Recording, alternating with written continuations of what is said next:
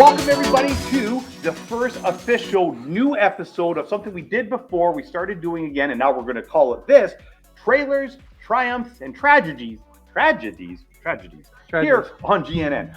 I'm Damon. This is my good friend Thomas. Don't worry, we are following all the COVID protocols. We actually work together doing this kind of stuff all the time. And we have joining us Cam from Cam in Focus. Hello. Now, if you haven't heard, right now it is the 40th anniversary, as of this taping, this exact moment, of the video game classic, Ms. Pac-Man. Now, Cam, you were telling me you had an experience playing one of the tabletops? Yeah, it was Miss Pac-Man, but it was like one of those arcade stations where you kind of stand at a table and look down at it. You know, you got a little joystick on there. I played it like at this point probably 20 something years ago. So it's been a long time, but I'll probably recognize it as soon as I see it. All right. We couldn't track down the actual trailers for the arcade games, the commercials way back from 1982, 83, 84. But what we do have is two commercials. The original, or one of the original commercials from the Atari version of Ms. Pac-Man. Now, if you had spent time in the arcade feeding the machine quarters when you got this wonderful little cartridge for Christmas, yeah. Let's just see what these folks think. Hey, Joey, what's she really like? She's the most exciting woman I ever met. Yeah? Atari introduces the Woman of the Year, Ms. Pac-Man. Just like the arcade classic, 4 different game screens, floating fruit, even pretzels. Don't you know I'm more than Pac-Man with a ball?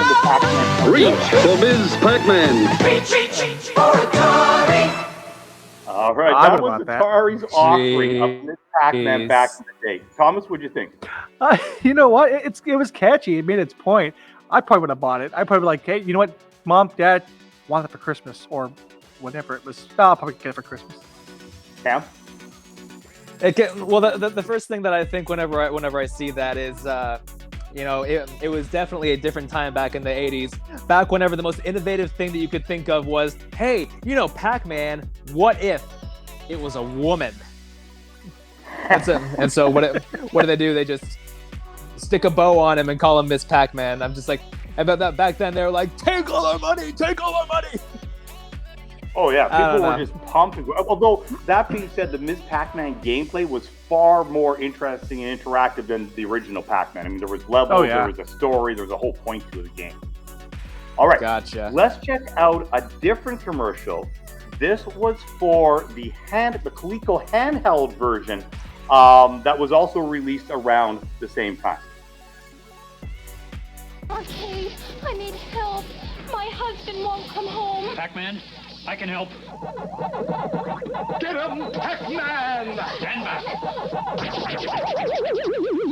This is the official tabletop version of Midway's Pac-Man. It looks the same. And it plays the same. Oh, God, no. Capsule sounds, even displays best score. And best of all, You can take Pac-Man home. Official Midway Pac-Man for 1 or 2 players. The arcade game. No, that was the Pac-Man version. We sorry it wasn't the Ms. Pac-Man version. The file we had was mislabeled, but that's okay. The graphics were exactly the same. Cam, what did you think of that one? Was it just like a sequence of lights that like switched on and off as it moved across the screen? Like, is that what I was seeing?